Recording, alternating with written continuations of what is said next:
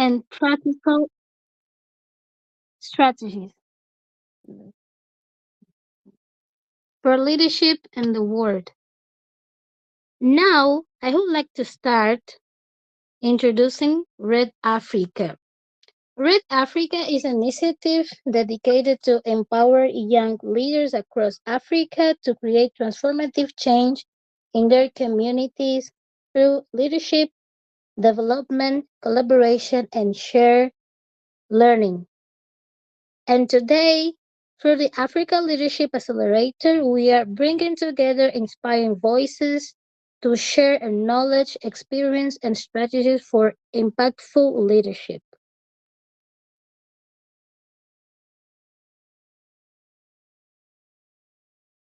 Now, I would like to welcome our speakers. Miss Mercy Omale is an educator, researcher, and passionate advocate for literacy and community development. She holds both her undergraduate and postgraduate degrees from the University of Jos. Mercy is committed to promoting reading, culture, and empowering young people through education, storytelling, and mentorship, believing strongly in the power of knowledge to transform life and community. Thank you so much, Miss Mercy. Hello. Hi, thank you so much for having me. Thank you. Thank you. Thank you so much. Now let me introduce our speaker. Now it's my pleasure to introduce our next speaker, Marwa. Marwa is an actor of Red Africa and the president of the Red Africa Egypt chapter. She is a passionate leader dedicated to empowering voices across culture and promoting meaningful conversation about communication, global citizenship, and personal growth. Please join me in welcome Mara. Mara, please. Thank you for joining.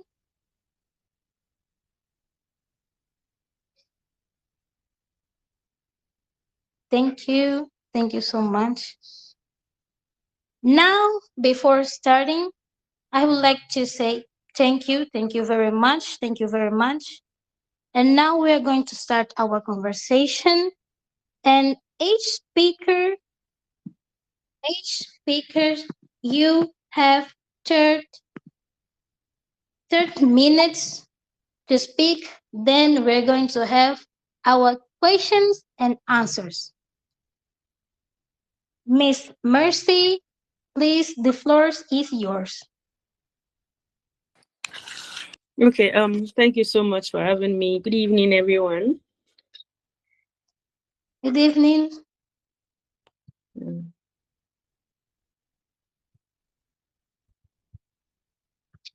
Okay. Um, Today we're going to be talking about courage to lead, shaping Africa's tomorrow, making a difference. Um, okay. I would like to begin by sharing a brief story. So, today we'll explore something very important, which is courageous leadership. And I know that many times when people hear the word leader, they often think about presidents, CEOs, or people in powerful positions. But I believe that leadership is much bigger than titles. Leadership is about influence, it's about courage, and the willingness to take actions when something needs to change. And across Africa today, there are lots of young people who are shaping communities, who are transforming ideas into actions and creating solutions to everyday challenges. So today, we'll be reflecting on how each of us can develop the courage to lead and make a meaningful difference in shaping Africa's future. Because leadership is, everyone has an opportunity to be a leader, and we all can be leaders, I believe. Okay, like I said, I'm starting with the story of a courageous leader, the story of Mrs. Kangyang Beatrice. She's the founder of Clear Aid Foundation. Mrs. Kengyang she's the founder of Clay Foundation. She's a young woman married with 3 kids, living in a rural community in Jos Plateau State, Nigeria. That's where I'm from. Over time in her community, she discovered that there were a lot of out of school children. Now, these are not just dropouts, they are out of school. Poverty and recurring crisis in their area had interrupted education for a lot of the families there. The children would start school, and before they could stay long enough to learn, an attack or crisis will happen, forcing the children to stay home for weeks and sometimes even months. Many of the children could not read or write. That was what she discovered, including teenagers and young adults. And it's not because they lacked intelligence or potential, but because their education had been constantly interrupted. At first, she just felt frustrated. She complained about it. She blamed the government, like most of us do. But one day, she just told herself, she asked herself some questions like, what can I really do? Um, I'm just one person, but what can I really do? And instead of just ignoring the problem, she decided to act. She started a small, like a weekend reading club in her living room. She would invite few children from the neighborhood to come and learn how to read and write. At the beginning, it was just a handful of children, which was discouraging, but slowly more children started showing up. And what began as a small effort soon became um, something big. It grew, and before we knew, she had gathered a team of 30 young, passionate volunteers, myself included, who believed in the vision of helping children to read and to learn. Today, that small initiative has helped over 3,000 children improve their reading skills and their writing, and it has connected them back to education. And despite the challenges in their communities and everything that was happening, she was able to bring education to them. Right now, there's a school and a functional library that has been built under the foundation that she had started. So now, what does that story teach us? It just means that leadership is not about position, like I said earlier. Leadership is about seeing a problem. It's about deciding to be part of that solution. And sometimes the smallest actions, like your sitting room, like few books, and a willing heart can actually create the biggest impact in people's lives. So, what is courageous leadership? What is courageous leadership? And I like to describe courageous leadership in 3 ways. The first one is making tough decisions. I'll just join the two, the first and second, making tough decisions and speaking up for what is right. Leadership is often Leadership often requires making difficult decisions and speaking up when it's just easier to remain silent. Across Africa, we have many of the changes that we celebrate today happened because someone had the courage to raise their voice when others could not. One powerful example I like using is Aisha Yusufu. She's a Nigerian. She's the co-founder of Bring Back Our Girls campaign. Now, that movement gained global attention after um, about 200 girls were abducted from a secondary school here in Nigeria by the terrorist group Boko Haram. And at that time, many people were powerless and afraid to speak up or even fight to get the girls back. But Aisha chose to speak out boldly. She used her voice, her presence, and visible protests to demand justice and accountability. She also played a prominent role in the NSAS movement against police brutality here in Nigeria. And for many people, me included, we thought that her advocacy was particularly striking because she spoke out despite strong social expectations and pressures. Now, in some communities in Nigeria, women, and then especially Muslim women, are often expected to just remain, quiet, remain less publicly confrontational, especially on political and social issues. Yet, she, being a Muslim married woman, consistently challenged injustice in public spaces. Um, sorry, okay. Her example reminds us that leadership is not always comfortable, but it requires choosing courage over convenience and truth over silence. Across our communities, our countries, um, and our continent, we need more people willing to make tough decisions and to stand for what is right, even when they have to stand alone, which is definitely not easy. The third one is taking responsibility. Now, taking responsibility instead of waiting for someone else to act is courageous leadership because it means challenging systems that limit progress and standing up for values like justice, like equality, and opportunities.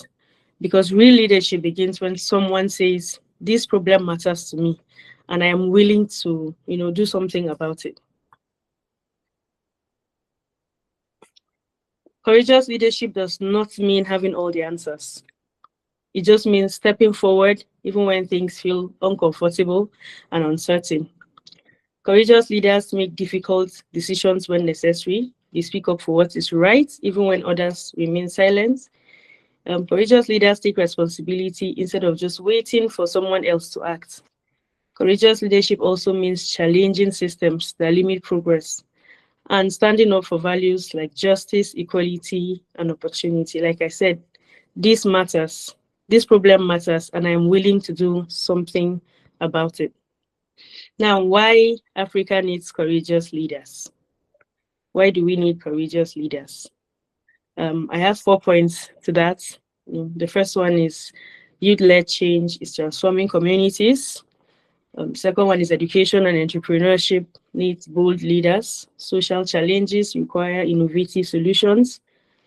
And the fourth one is 1 in 3 women experience gender-based violence globally. I would like to say Africa is a continent full of potentials, full of creativity, full of innovation. Africa has one of the youngest populations in Africa. Research says that. And that means that the future of this continent, the future of Africa, largely will be shaped by young people like you and I.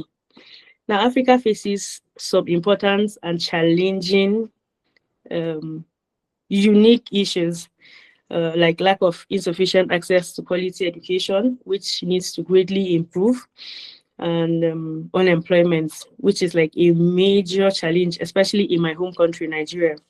Hence, the need to have bold leaders in these sectors. Social challenges require innovative solutions because the problems we face today are often complex and interconnected, if I may say. And traditional solutions or traditional approaches may no longer be enough for us.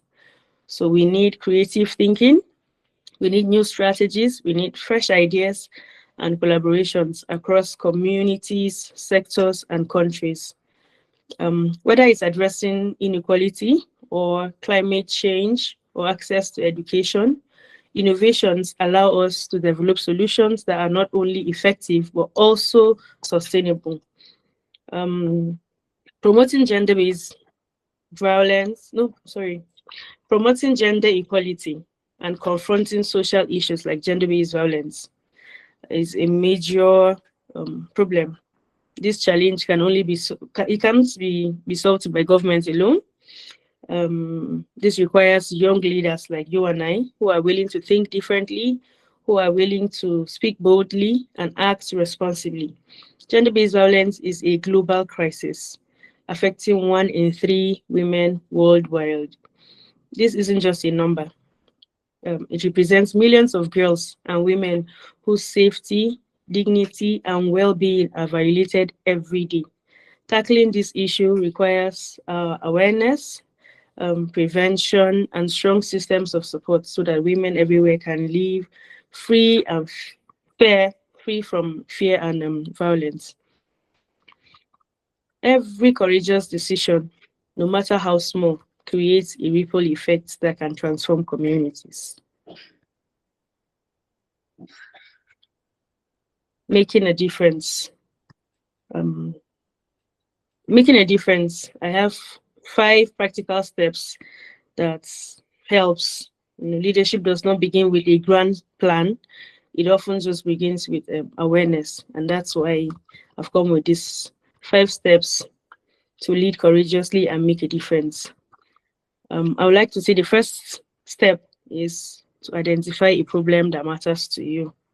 I'm saying matters to you now because you can't be passionate about something that doesn't matter to you. You can say, okay, yeah, this is a problem, this is a problem, that's a problem, but if it doesn't matter to you personally, I don't think you'll be passionate about it like that. So the first one is identifying the problem that really matters to you, like I said. Maybe it's education, maybe it's climate change, maybe it's community development or women's empowerment. Um, if something matters to you, the first step, of course, is to find out about the problem and then obviously find a solution. There was a time that I discovered that there was a reading culture decline in my community, and it was worrisome because some of us grew up on books, on reading. Yeah, we had to go out and play, but we didn't have social media like this generation. And so you play, you go to school, you come back, you read. And I know how reading has shaped my mind, shaped my mentality, and all that. So I figured that I needed to do something because I felt it was a problem. You see young people just roaming around, nobody's reading. We used to exchange books, exchange novels, and all that. But I just figured out that in my community, it wasn't like that. And I discovered that a lot of secondary schools, a lot of schools didn't even have the, libraries. And those that had libraries didn't have functional libraries with updated books that needed to be in libraries. I'm saying this because I am a librarian by profession, so that became a problem for me, or that became a matter that was personal to me. And so instead of just complaining and talking, I decided to start an initiative called Libraries Without Walls, where we set up book clubs in secondary schools. We solicited for funds and book donations to stock up libraries in orphanages because, of course, those ones we knew couldn't afford the books and all that. And then some furnitures in some libraries and all that. And over time, we're able to do, a few that were helpful to the community and started community libraries also. Um, Step 2 is taking small but consistent actions. Big changes rarely happen overnight, but consistent efforts create progress. Step 3 is building your network. Leadership is never a solo journey. It involves collaborations, partnerships, and learning from others. Now, every person, every community, every nation is connected in some way. The challenges we face, whether social, economic, or environmental, cannot be solved alone. Real progress only comes when we collaborate, when we share ideas and resources and support one another, because collective strength is far greater than what any one individual can achieve on their own. Step 4 is continuous learning. Great leaders stay always open to new knowledge, to fresh ideas, and to opportunities for personal growth. We understand that the world is always changing, and to guide others effectively, you have to evolve yourself, learning from others' experiences and from their challenges also helps you to grow. Um, I grew up on this phrase that you cannot pour from an empty cup. And as a leader, you need to always feel others. And in so doing, you need to also refill yourself to be able to, help others, serve others. And finally, it's important to celebrate small wins. I am a big fan of celebrating small wins. Every small achievement, no matter how minor it seems, I think personally it's proof that progress is happening. So being a leader means recognizing these moments, not only to just boost morale, but also to motivate you to keep going, reminding you that big change is not built um, in one day, it's a step at a time. Like the saying goes, Rome wasn't built in a day. Sorry. So In inspiring us to be courageous leaders. Sorry, is someone trying to speak? No, no, it's fine. Okay. All right, thank you. In like I said, in inspiring us to be courageous leaders, I came up with a list of inspiring leaders across the world, across Africa, and I could only come up with 10 names because we had a lot. And the most important thing that connects all these individuals is that they saw problems, they believed change was possible, and they acted on it. They had the courage to act, because it's one thing to discover that there's a problem, and it's another to actually act on it. And I decided to pick on three to just discuss briefly. And the first one is Obi Ezekwelisi. She's a Nigerian economist, former minister, a global advocate for transparency and good governance, and all that. And she has a strong voice for education reform, accountability, and social justice. Sorry. She's a leading voice behind the Bring Back Our Girls movement that I mentioned earlier, demanding justice for the 200 schoolgirls that were abducted. The next person is William Kamkwamba, a Malawian innovator who, as a teenager, built a windmill using scrap materials after teaching himself from library books. Why I'm passionate about library and reading, this young man was so innovative that his name was going global. There was a movie actually about him. The movie is titled "The Boy Who Harnessed the Wind." I don't know if anyone has watched the movie. The next person is Chimamanda Ngozi Adichie, a globally acclaimed Nigerian writer and public intellectual who uses her stories, her speeches, and books to challenge stereotypes and promote gender equality. The first time I read her book, one of her novels, which is called Purple Hibiscus, the themes in the book hit me because I just assumed it's a novel, and we grew up on reading novels about love and all that, not books that challenges, things in Nigeria or Africa. And she had themes in the book like religion and hypocrisy, freedom and awakening, political tensions in Nigeria, and personal transformation. Like, it just made sense that, okay, someone is using her voice through novels to, challenge the status quo and do great advocacy. And she just made me understand that, yeah, leadership is not a position, it is actually action. Overcoming fear and taking action.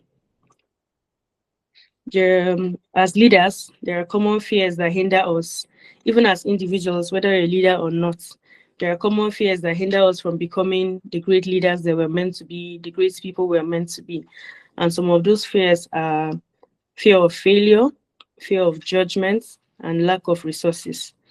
Now, a lot of people don't go far because they hold on to the fear, they hold on to the judgments from people, and they hold on to their excuses. Fear is the biggest barrier to leadership. I've heard people say things like, "Oh, I'm not ready. I don't have what it takes. I don't have the resources. And then what if I fail?" But courage doesn't mean the absence of fear. Courage simply means taking action despite the fear. Many people hold back from taking actions because of fear of judgment or criticism. What will people say about me? What will people say when I fail? How will people look at me? And that's because they lack the necessary resources to move forward. These barriers can make even the best ideas feel impossible to pursue. Every great leader has faced obstacles, but what helps them is moving forward with courage and a good mindset, preparations, support from others, from mentors, and from peers. Also, knowledge and opportunities that makes the first step possible.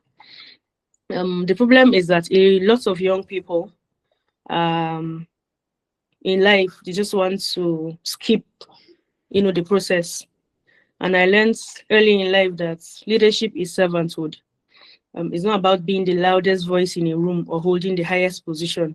It's about serving others. It's about standing for the truth. It's about making soft decisions. And when I registered and started my initiative, I decided I had to volunteer. I had to volunteer in other organizations to learn. I still do that, to serve others and to grow, because I knew that I can't just get to the top without help. I can't get to the top without serving and learning from others and also growing. And I had to learn from my mentors also, the ones afar and the ones close, because I know that to become a great leader, you have to learn from others. You have to learn from experiences, from other people's mistakes, so you won't have to go through the same mistake. And lastly, resilience, the ability to keep going, the ability to hold on even when things are difficult.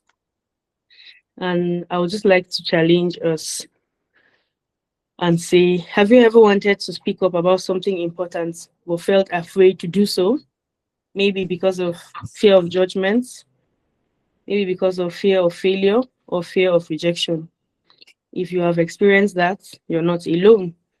A lot of leaders have gone through these phases. And like I said, one thing that keeps them going is the courage to move on. The truth is, every leader has faced fear at some point. The difference is that courageous leaders choose to act despite the fear. Our call to action. What will you do this week to make a difference? That's my challenge for you. What would you do this week to make a difference? I want to encourage everyone listening that think about one courageous action you can do this week. It might be mentoring someone, it might be starting a small initiative, it might be volunteering in your community, it might be advocating for a social cause, or just sharing your knowledge that can empower others. But never underestimate the power of small actions, because small actions often grow into movements that change communities and thereby changing the nation. Do not wait for leaders, be the leader you seek. Do not wait for permission. Do not wait for the perfect moment, because there's no perfect moments to take actions. Be the leader you wish to see, because the courage you show today may shape Africa's tomorrow. Thank you very much for listening.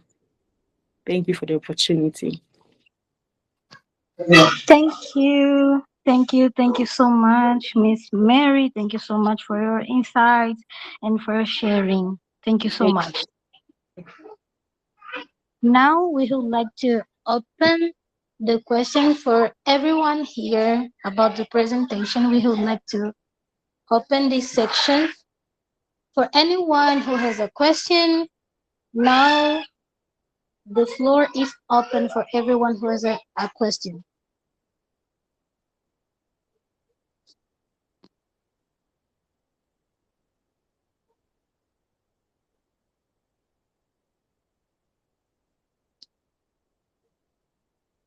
So, but now I would like to start with the question, Miss Mary.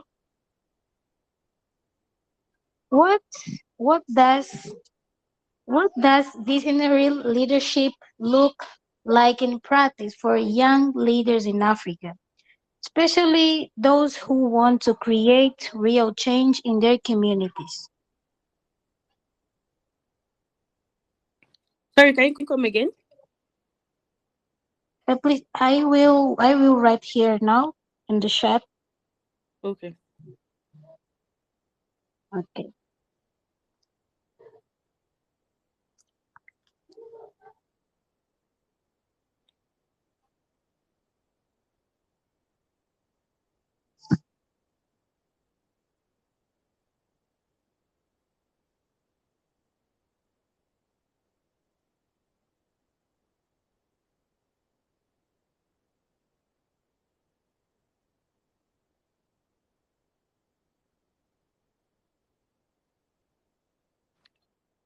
Okay. I think I can see your question. What does visionary leadership look like in practice?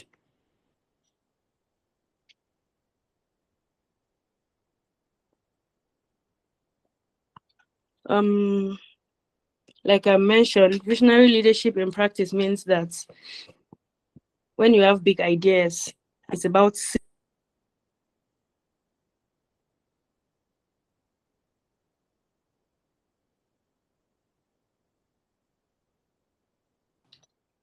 sorry, can you hear me? Yes. Oh, oh, Yes. I was actually talking to myself. Sorry. I said you said visionary leadership. What does it look like in practice?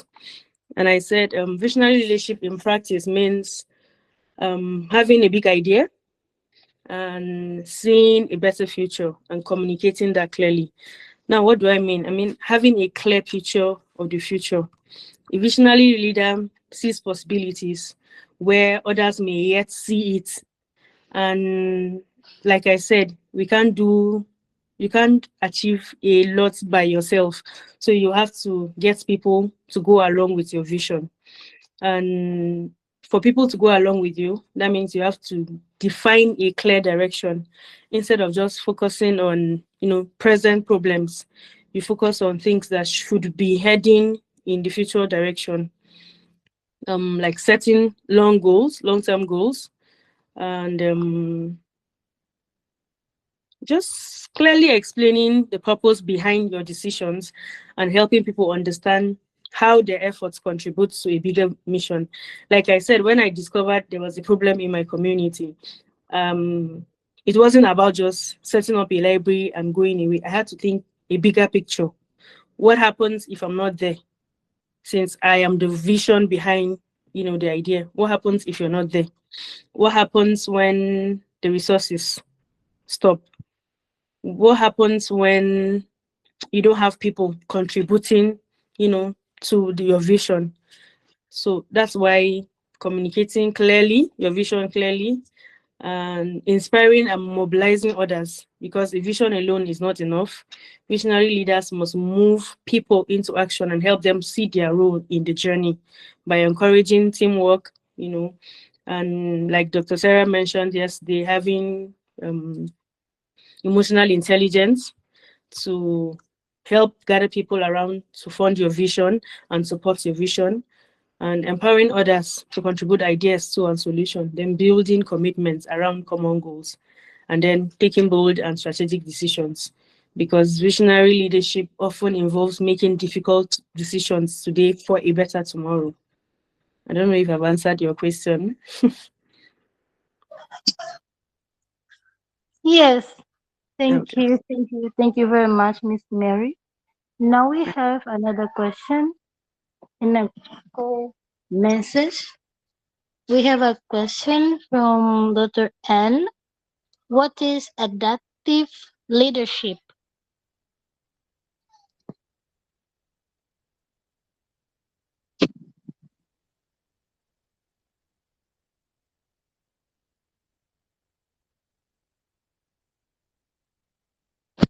Miss Mary, we cannot hear you. Oh, okay. Yes. Adaptive leadership, sorry, is a leadership approach that I think focuses on helping people and organizations to adjust, learn, and respond effectively to either changing or complex challenges. Something like instead of relying on one authority or fixed solution, adaptive leadership guides people through uncertainties and encourage new ways of thinking. Like I mentioned, recognizing the problem alone is not enough, but recognizing complex problems and getting solutions, different solutions that will help, like having options. What if this solution doesn't work? What if stocking libraries doesn't help people read? What other solution can we go with? Do we encourage book clubs in school? Do we do a bi-weekly or a weekly visitation to schools to help encourage reading? Because just keeping books in library is not just a solution. Um, I would like to say, I think in practice, preparing people mentally and emotionally for change is important too. It's part of adaptive um, leadership. And then asking deeper questions instead of just rushing to give quick answers, looking beyond surface solutions to understand root causes, because in research we learned that every problem has a root cause, and then when you just decide to answer the questions of the surface problems and leave the root cause, you're creating more problems. And then accepting solutions that may be obvious at first also is a problem, because like I said, what if there's a deeper root? So adaptive leadership encourages learning and innovation instead of just controlling everything. Adaptive leaders create spaces for experiments and new ideas by encouraging teams to test new approaches, to learn from failure, and I think adjusting to new strategies and just allowing others contribute solutions rather than doing it yourself as a leader.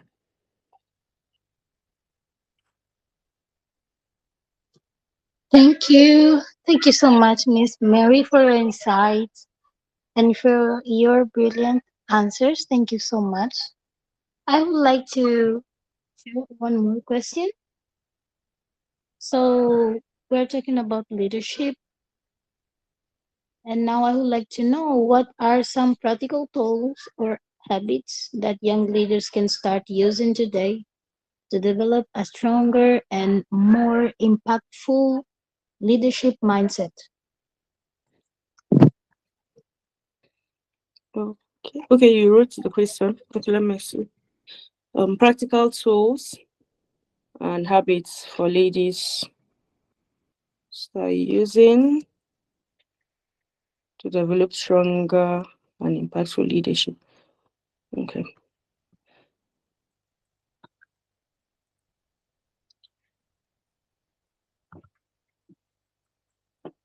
Can you hear me? Yes. Okay. I think some practical tools and habits I would advise ladies to develop to help them develop stronger leadership is number one, self-awareness. It's important to know who you are, especially as a lady, and to be self-aware of your environment, of your strengths, of your confidence, and all that. Because as young ladies, we tend to um, have issues like low self-esteem. Lots of ladies grow up to have low self-esteem, and it's important to, be confident in yourself, have emotional intelligence, and have clarity of purpose. That will help you to, develop strong leadership. And the second thing I would like to say is goal setting and vision planning. Leadership requires direction, and so you have to be a goal setter. You have to have a vision ahead for yourself, whether it's academics, whether it's career, whether it's community um, impact. You have to do that. And another thing I would advise is public speaking and communication practice. It's very important. As a leader, you can't run away from things like public speaking. I used to run away from public speaking and anything that would just get me on stage. But I had to learn that as a leader, you can't run away from these things. So you have to develop the courage. Leadership also requires speaking up and influencing others. And if you don't use your voice to, inspire others around you, how can you be a leader out there? Because leadership exposes you, if I may use that word, leadership exposes you um, for good. It creates opportunities for you. It just opens you up to the society. So public speaking, I advise public speaking and communication. And then I would advise to develop mentorship and learning from role models, because some of us, the extent of what we do today is because of the molding we got from mentors, from role models, whether far or close. I have mentors that I just read their books and just follow them online. I have mentors that are close by and I get to meet them for advice and all that. But for young ladies, young leaders grow faster when they learn from experienced leaders. So that's a practical, tool. Find mentors in areas that matter to you. If it's education, if it's entrepreneurship, if it's leadership or advocacy, just ask questions from their experiences, and learn from them. Mentorship helps young women avoid mistakes and grow, faster. And then lastly, community service and volunteering. It has opened me up to a lot of opportunities, you know, because leadership is best learned through serving others. That's what I learned from an early age, and it has helped me volunteer in my communities, support education, health, women empowerment, and take responsibilities in small leadership roles here and there. And that has developed me personally, and I think it's a tool for developing leadership in young women. Thank you so much, Miss Mary, for sharing and your insights. Thank you so much. Now, I truly believe that I know that from today, we are going to become better leaders for our communities and society. Thank you so much. Now, it's my pleasure to introduce our next speaker, Marwa. Marwa is an actor at Red Egypt chapter. She is a passionate leader dedicated to empower voices across culture and promoting meaningful conversations about communication, global citizenship, and personal growth. Please join me and welcome Marwa. Marwa, the floor is yours.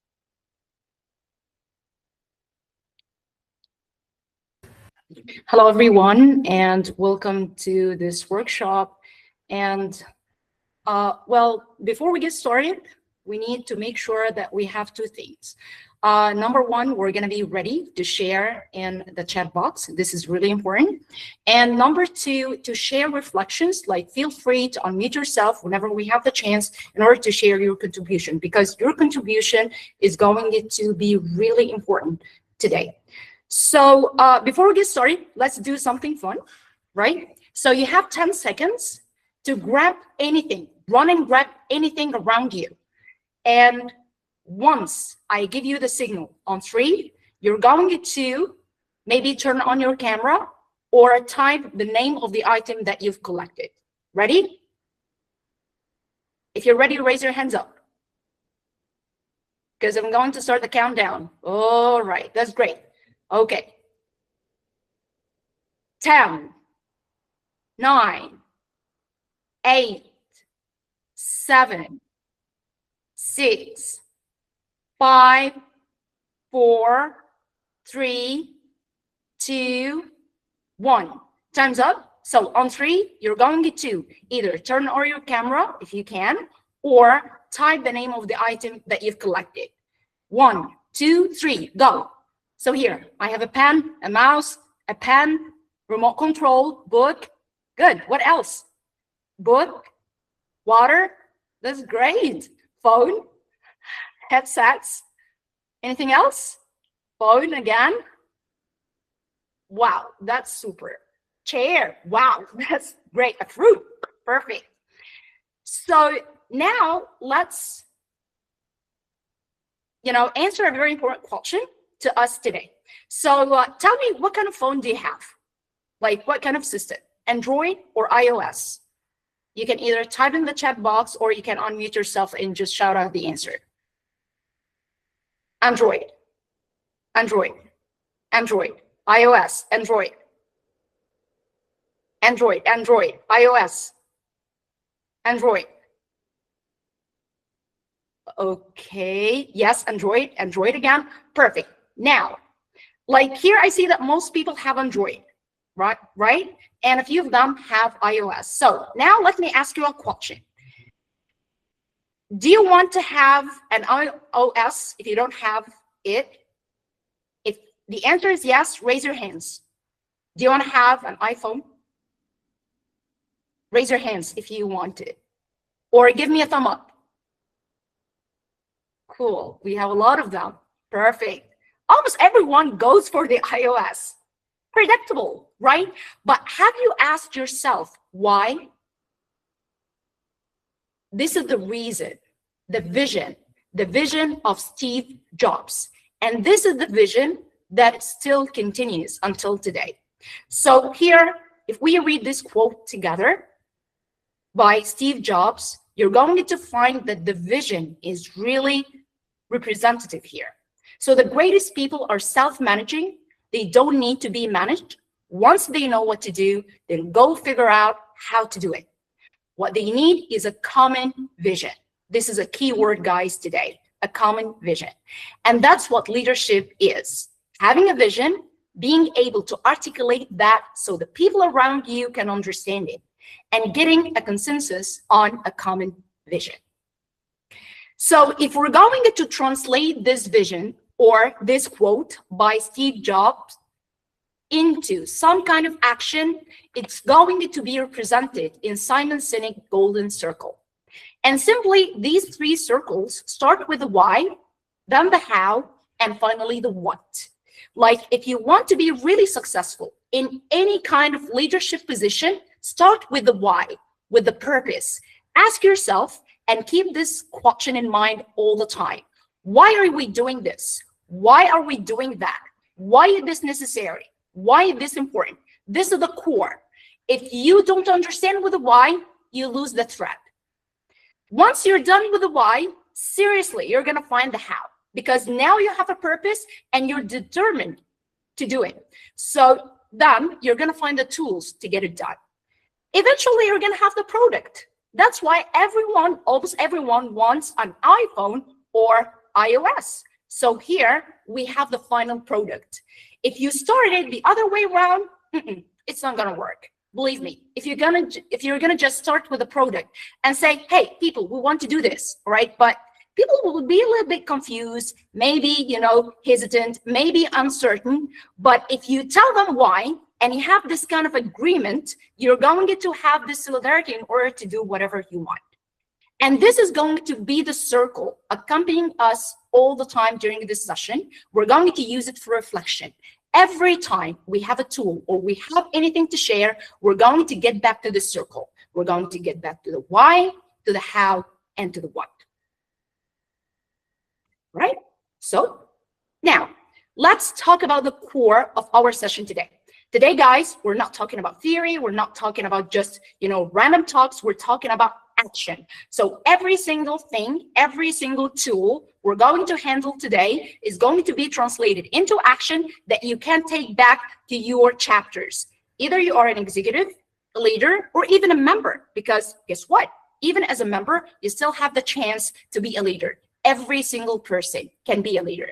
So basically today, we're going to talk about 3 pillars for our vision as leaders: identity, strategy, and technology. Now, let's get started with the first one, identity. Here is our toolkit. So what are we going to put in this box?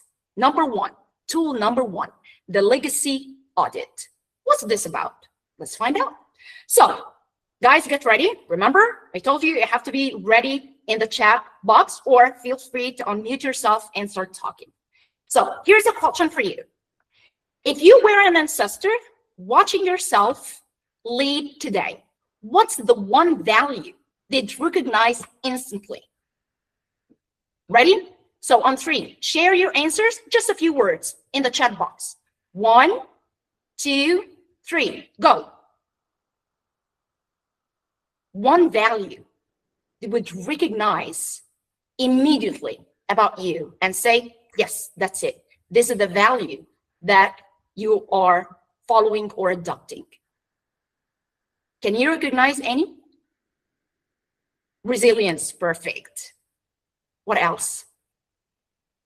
Cool, integrity, honesty, time, perfect. Empathy. What else? Come on. Go, go, go. Yes, compassion. Perfect. Dedication to work, compassion again. Perfect. Now, let's move to the second one. Are you ready? So now let's think about this. What is the biggest corporate mask or un-African leadership style you're ready to burn today? You're going to toss it away right now. Ready? On 3, 1, 2, 3, go. One word in the chat box. Corporate mask, something that doesn't belong to Africa, some kind of thing that's really bizarre and weird. And, you know, this leadership style doesn't match the African identity. Ready, guys, to share? Yes, dictators, bureaucracy, cool. Oh, individualism, perfect. This is a very good one. Wow, selfishness, perfect. So now we're climbing up to the level that we want. Let's take this step. Now, imagine that you're going to complete this legacy power phrase. So think about it. How are you going to complete it? Either as an executive in your chapter or as a member in your chapter, and you want to phrase this vision. I lead with, and then you're going to write down any value that you can never give up, non-negotiable value, to build a, and then set a goal for your chapter. Name the chapter that you belong to. Okay, are you ready? So again, complete this phrase. I lead with, then state the value of, you know, your chapter, your country, the value that you would never ever compromise whatsoever, to build a, and then set a goal or set a thing that you want to really build for, and then write the name of the chapter. Ready? So guys, on 3, 1, 2, 3, go. Shoot your answers. I lead with, to build a, for your chapter. What's the value you're looking for? The goal that you are really eager to attain, and what chapter do you belong to? Okay, humility. Okay. Perfect. Okay, example, to be committed. Yeah, to be a committed leader. Ethiopia. Shout out for Ethiopia. Thank you so much. So, as we said, yeah, integrity, great team in Kenya. Thank you, Kenya. Sustainability, perfect. All right, so guys, this is your first assignment for today. Accountability, thank you, Sarah. Thank you so much. So now it's call to actions. Guys, this is your first assignment for today. So today, you're gonna go back to your chapters with this kind of statement. But let me ask you something, and this is progressiveness. Thank you, Nelly. Thank you so much. So now, guys, take a look at this sentence at the bottom and tell me what changed in this statement. Oh, I lead with integrity to build well-informed chapter. Thank you so much. Thank you so much. So have you noticed something changing in this statement? Look at the beginning. Look at the beginning of the sentence. Is it I or we? It's we, because now we're not talking about ourselves alone as leaders. We're talking about we as a whole chapter. So now it's time to articulate your legacy power phrase. It's really important for yourself and also for your chapters, either as members or executives. So we work with non-negotiable value to build a, this is the goal for your chapter, and then name that chapter. By the way, I do recommend having a session with your team members in order to articulate this together, and you can make it like a slogan of your chapter. And who knows, maybe you can share it during the executive meeting next time. So, as usual, reflection. So now it's time for you guys to reflect on the first part, the first pillar, identity. So in your opinion, why is it important? Why is it necessary to articulate this legacy phrase? Share answers in the chat box, or guys, feel free to unmute yourself and talk.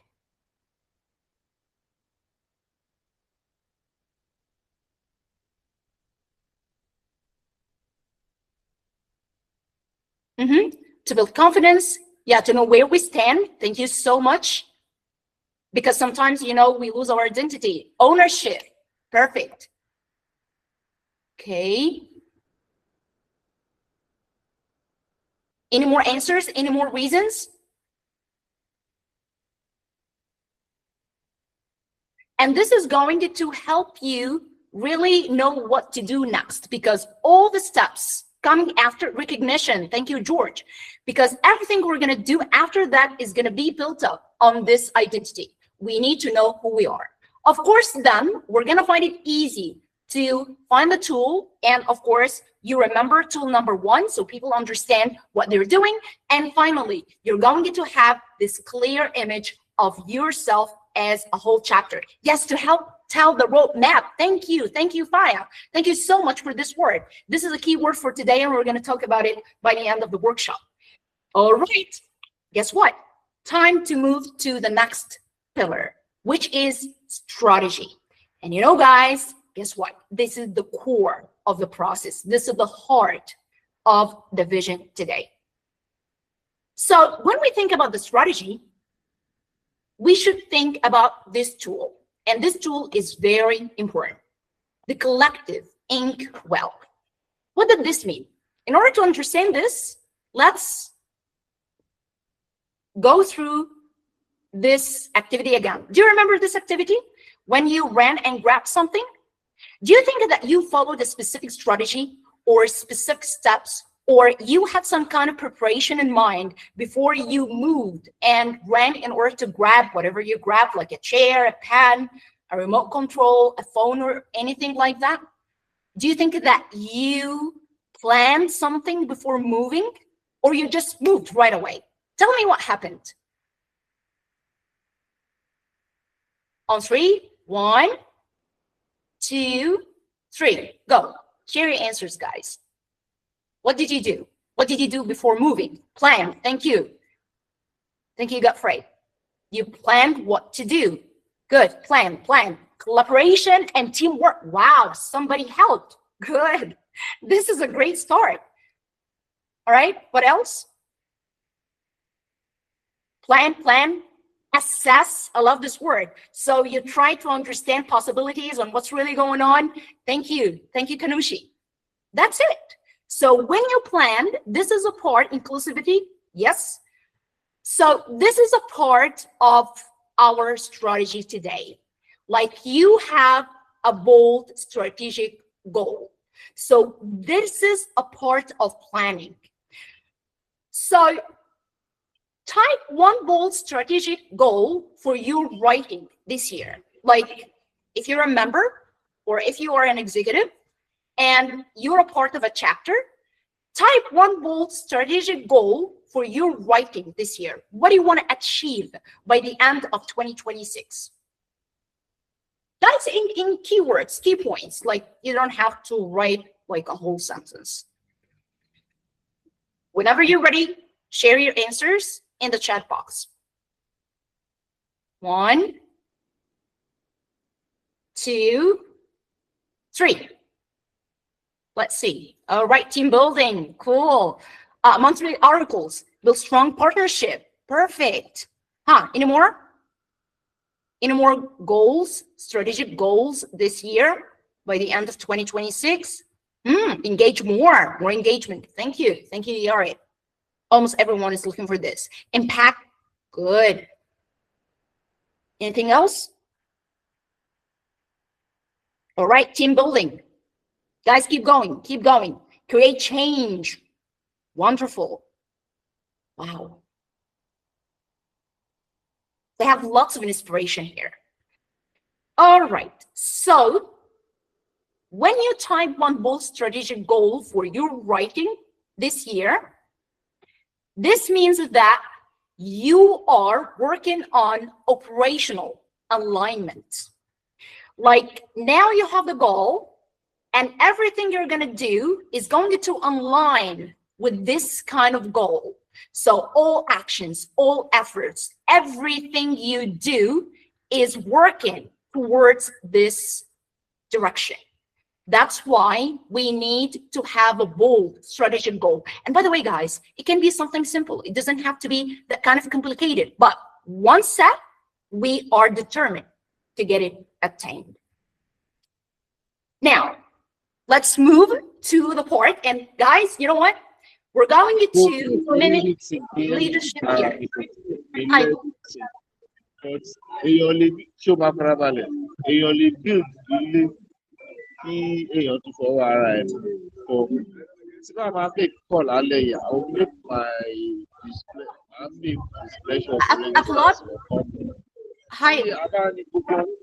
are you talking to us? Okay. So now, guys, imagine that we are all on the same team. Like, imagine we are all one chapter, and let's do this together. Let's practice it. Like, let's talk the talk. Let's walk the walk. So if one of us succeeds in any of the goals, remember the goals? Take a look at the chat box. Like, you know, try to keep an eye on the chat box when working on this. If one of us succeeds in this, in any of these goals, you talked about writing more articles, you talked about partnership, you talked about collaboration, you talked about making a change, right? How does it open a door for others, for other members, for other executives, for other people in the team? Let's take an example of some of your goals. Like, for example, let's take it from here, like, write thought-provoking articles. This is one of the strategic goals shared in the chat box. So in your opinion, if we could do that, like if we can write articles that provoke thoughts, in your opinion, how did this open a door for others, for other members that might not have the same goal or might not be working on the same kind of purpose? Do you think it can help? It can be, you know, some kind of enriching and really empowering to them?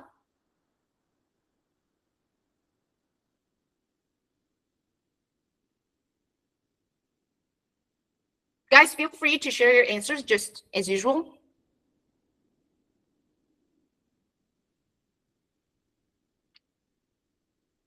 Or if we work on empowering youth, if we work on, for example, increasing engagement, do you think that achieving any of these strategic goals is going to help other members or not? Okay, you can write either yes or no. If you want to elaborate, that's great. Or give me a thumb up or thumb down, like you disagree. Okay, yes. So we have a yes from Sarah. Thank you. Sarah, would you like to elaborate? Would you like to explain? Okay, yes, it will influence them, can inspire others. Thank you. Oh, yeah, Sarah. You have the floor. I think we can motivate them, or we can be role model for others. Good, perfect. So we can all share the same success, right? Yeah. Yeah, and here also we have communication. This is a key word here. Social connectivity, perfect. Thank you so much, guys. You are getting really close to what we are working on. Because here we're working on building relational capital. I am because we are. This is the slogan. This is the message here. So it's not only about me. It's not only about my goal. It's about us. It's about our goal. So when I get my goal fulfilled, this means that your goals are fulfilled as well. So we are all together in the same boat. So if we succeed together. Now, right? Yeah, of course, this is not a really pinky world with, everything going smoothly. So sometimes things happen, right? So we need to ask, what if? Before I share any of these situations, I need you to make sure that you follow this instruction. Whenever you share your suggestion, you have to validate a point made by another participant first. Like if we have a previous suggestion, you have to validate it first to tell us one important thing about this suggestion, and then proceed with your own. And you know, guys, when it comes to this part, please unmute and share your answer. This is going to be really beneficial. So are you ready? Give me the thumb up if you're ready.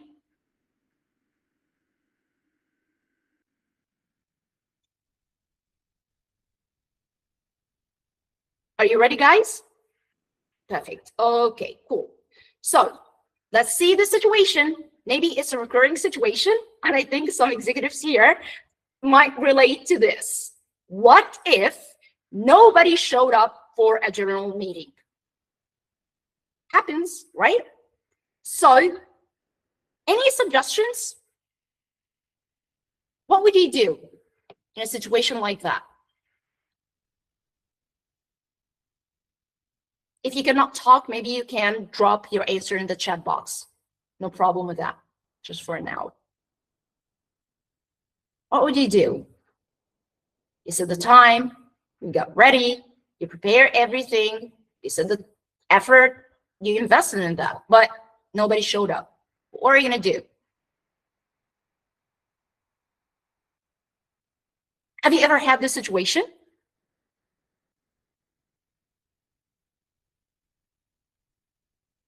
No? Wow, that's great. But what if this happened? What are you gonna do? Oh, I will send a personal message to them to know why. Yes, thank you so much. Call them to check. Perfect, thank you. Remember the rule, guys. Like whenever you have a suggestion, you have to acknowledge or, validate the previous suggestion or the point. So here we talked about calling them. You can understand what happened. Perfect, which is connected to why. Thank you, George. And build from there. Thank you so much. So I see, guys, that most of your answers are, connected to communication. Because without communication, we have no clue. Oh, it is good to call and check. I will also try to reschedule. Perfect. Thank you, Godfrey, for following the instruction that we set here, and also for sharing a suggestion. So again, guys, we're talking about communication, because without communication, we're in the dark. We don't know what's really going on. So maybe something wrong happened. Maybe the time is not suitable for them. Maybe, they have other reasons. How would we know? So if we can contact them in person first, just to understand their situation, maybe this is going to improve the response in the future.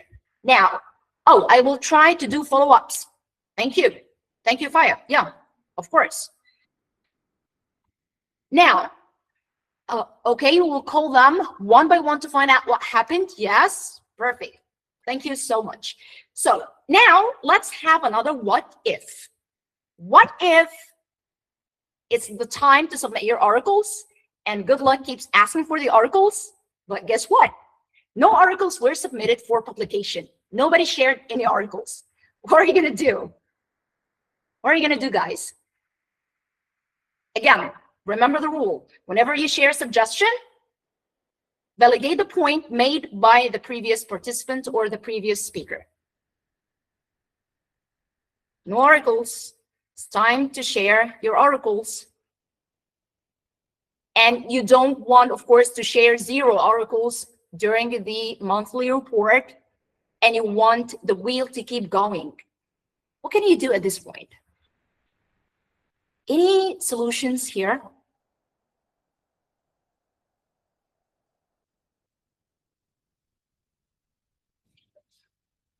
Feel free to share answers in the chat box, or maybe you can unmute and just talk.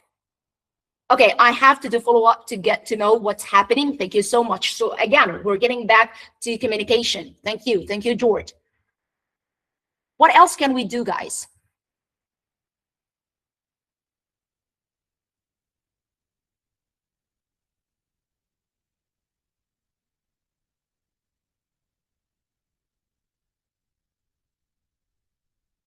All right, so far what you shared is connected to communication.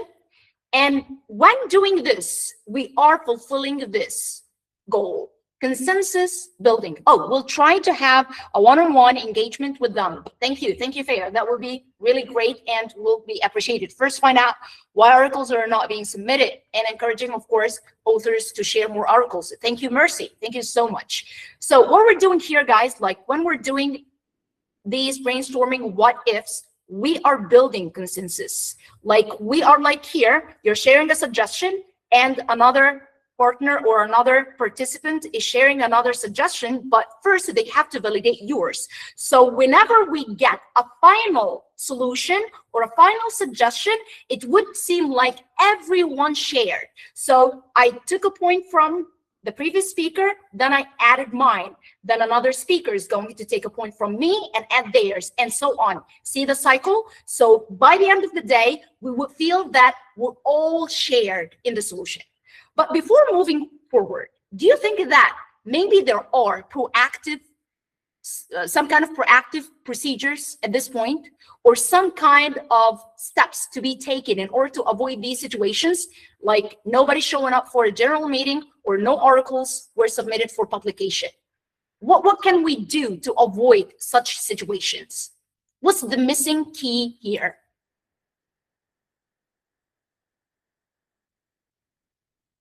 Any idea? Like we talked about communication, which is great. Like we understand what's really going on. We share, like, you know, our concern, and we find out what's going on in their situations. But do you think that there is another key that's missing? Yeah, after finding out what the articles are being not submitted, okay, I make, an appeal to authors, okay? That's great. And I think you mean that you're going to do this in person. Like, you know, doing this in person is much better than just, you know, doing it on the group. Perfect. Anything else? Any more contributions? Okay, lack of team building. Oh, yeah, you're talking about the problem. Building from leadership. Thank you, George. Could be. But how can we clarify it? How can we solve this problem from the very beginning? How can we kill it in the bud? How can we kill this problem in the early beginning?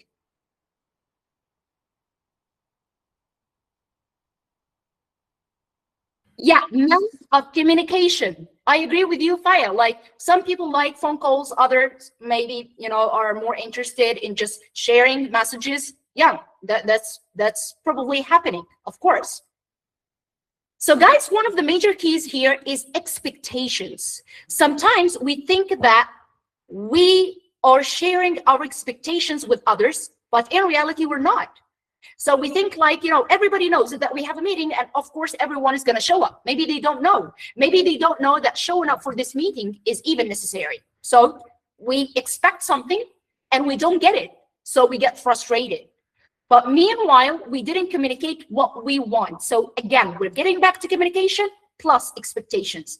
Again, when it comes to no articles that, you know, were submitted for publication. So here we have another problem. Like they don't know that they have to share articles. So again, we have failure due to expectations. So from the early beginning, we need to set rules. Guys, these are the rules that we need to follow. If you don't follow these rules, of course, there is room for negotiation, but after this negotiation, there are consequences. So every action comes with consequences, and let it be graded. Like first, maybe you can have one-on-one communication, then maybe like to have a meeting, including one of the leadership, like other leadership members, and eventually you can take the kind of action that needs to be taken, because this means that you are consistent. And consistency is very important. If you're consistent with your actions, people are going to respect you because they know that if they don't do this, this is going to happen. So every action comes with consequences. And eventually, if you take some kind of, you know, remedial procedure or make a remedial decision, is going to be understood because you've already followed all channels and you have taken all steps leading to this final solution. Super. Now, again, the second assignment, guys. What's your assignment here? So together, whenever you get back to your teams, or maybe when you have another meeting soon, Set your strategic goal with your chapter members. So when you think about this goal, it's about strategic, partnership, and resources. Like, guys, resources here are very important. So imagine that you're going to complete this sentence. We aim to by using something. So we aim to, and here you set the action. What do you want to do? Like to write more articles, to have more engagement, to have more activities, to have more workshops. By, set a timeline. Like maybe by the end of the month, maybe by the end of June, by the end of July, whatever. So set a deadline using, identify your resources. What are you going to use in order to make it happen? Do you think that you can do it only depending on the resources that you already have with your team? Do you think that you need to maybe use other resources coming from other chapters or to collaborate with other chapters in order to do that? What do you need to do it? Okay, so guys, this is the second assignment. Now let's reflect on this. So in your opinion, when we talked about the bold strategic goal, in your opinion, do you think it's important? And if it's important, why? This is a question for you guys. Well, why is it important? Why is it important to set a goal? And to set a strategic goal, including actions, including what you really want to do, including a deadline, and including the tools that you're going to use. Why is it important?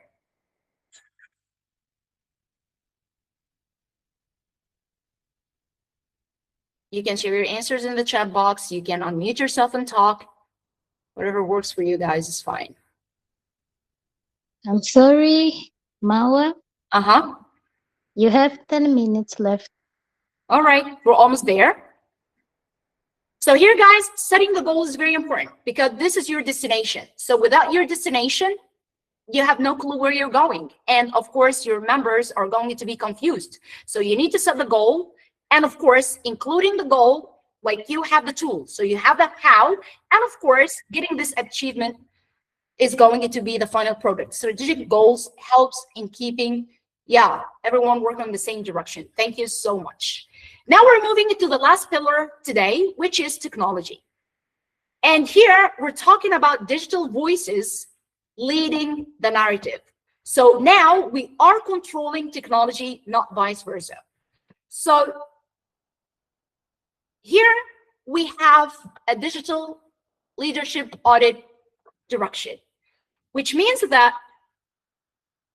you're going to share any currently used technology. Like guys, in brief or in one word, type one way you currently use technology. Like, why do you use technology?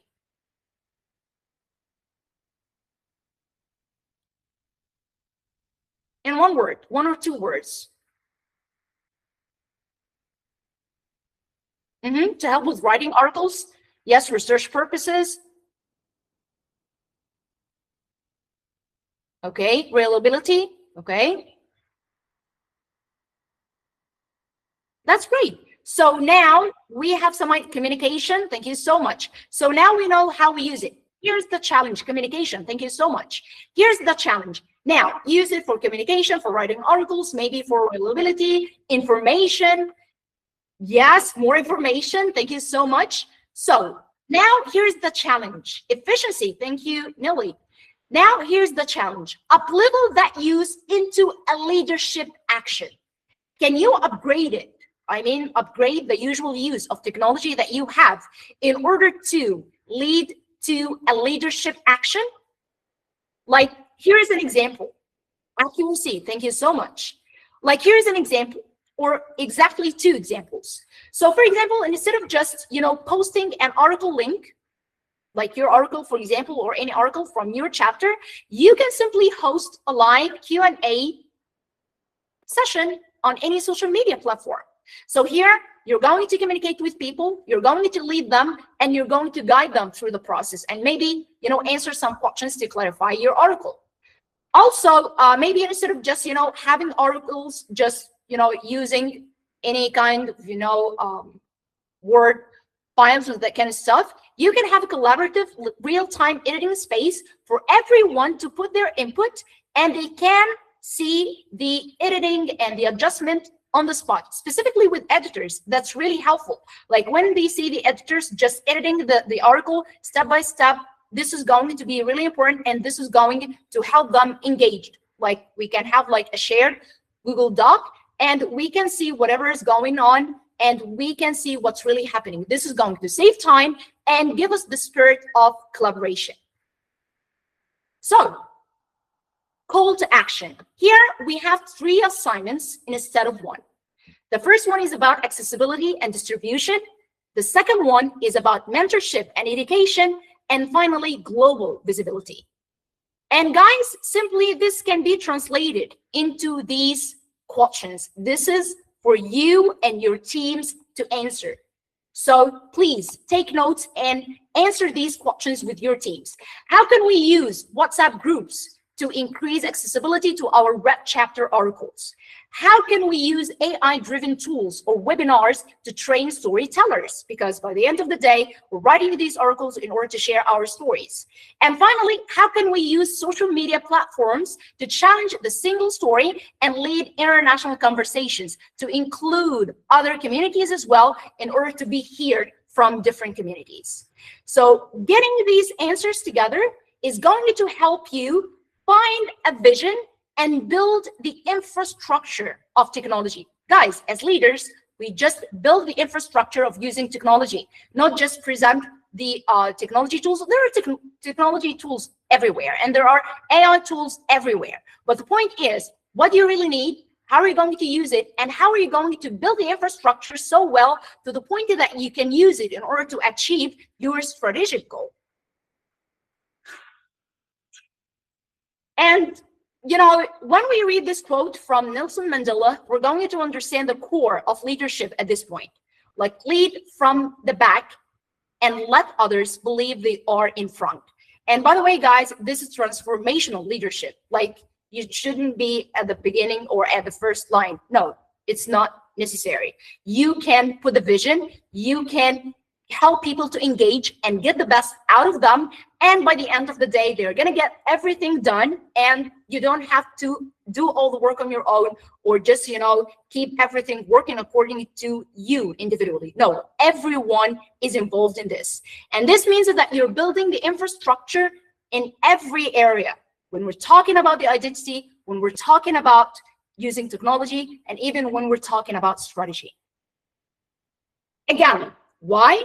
It's very important in order to make sure that we're using technology in order to achieve what we really want. It's not just random. How? The 3 questions that we asked before, and eventually you're going to have this kind of infrastructure of technology in your chapter. So guys, this is the roadmap simply. Tool number 1, the legacy audit. Tool number 2, the collective inkwell. Tool number 3, digital voices leading the narrative. Of course, there are other tools that should be included in the toolkit. You know, maybe we can discuss them later in a different workshop, because guys, it's all about people. It's all about, you know, how we are going to communicate, like empowerment, like the language that we're using, clarity of communication. Like, there are several tools. But if you get started working on these tools, at least for 3 months, you're going to find great achievement happening in your chapters. Thank you so much. And if you have any questions, please feel free to share them.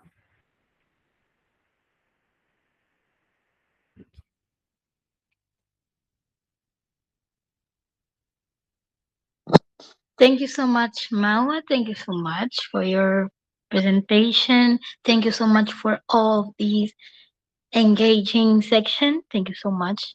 Now it's a moment for questions and answers. Now,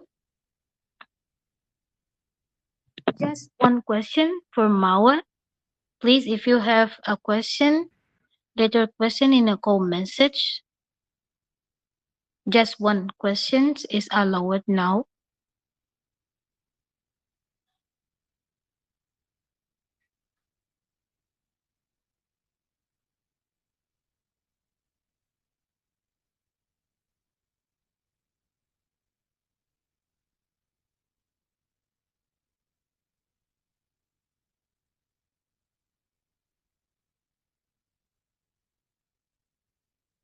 No questions? Okay, thank you.